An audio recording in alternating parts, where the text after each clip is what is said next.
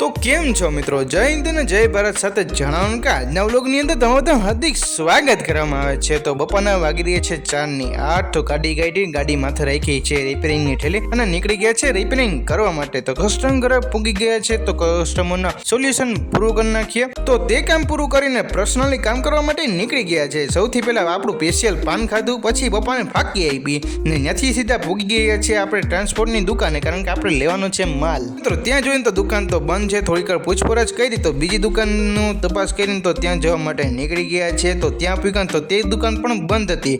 તો હવે આપણું પર્સનલ કાલમાંથી લેવાનું વિચાર્યું છે। બીજું તો ઠીક, તો હવે આપણે બીજા કસ્ટમર ઘરે ભોગી ગયા છે તો ચપટી વગાડતા તેનું સોલ્યુશન દૂર કરી નાખીએ। મિત્રો આ મારા જિંદગીની મોટી નેશનલ સ્પીકર છે। આખો દી હુતરવાનું, બાપાને ગેરું ખાવાનું અને તમારી સામે વ્લોગ ઉતારવાનું દેખાડવાની, અને હજી સુધી લાઈક ને સબસ્ક્રાઇબ ન કર્યું તો કરી નાખજો। આવું કામ તો નગરપાલિકા વાળાએ ન કરી શકે, જેટલું આ કુદરતે કરી નાખ્યું ને એટલું આખું વીટી જ નાખ્યું થાંભલાને। કે મરવાની બીક તો બાયલાને લાગે, મર્દને બીક ન લાગે। આજે મરવાનું કાલે મરવાનું। તો મિત્રો આ કઈ બાઈ નું પર્સ છે જરી કમેન્ટમાં કહેજો।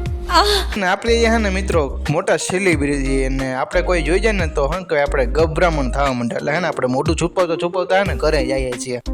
ઘરે જતા જતા એક મસ્તીનો સનસેટ જોતા જાય, એ બાને મને એક લાઈક અને સબસ્ક્રાઇબ નું બટન દબાવતા જજો। તો ઘરે ભોગી ગયા છે ને વાગી રહ્યા છે 6:52, એટલે કે 7 વાગી રહ્યા છે। અને બીજી બાજુ આપણે મેડમ છે ને દીપાવલીના દીવા કરી રહ્યા છે। હમણાં થોડીક દિવસમાં દિવાળી આવે છે, એટલે કે દીવા કરવા જોઈએ। તો તમને બધાને હાર્દિક શુભકામનાઓ દિવાળીની। સારી રીતે ફટાકડા ફોડજો, બહુ નુકસાન ન કરતા। તો હવે આજનો મિની વ્લોગ અહીં સુધી રાખીએ। તો જય હિન્દ અને જય ભારત।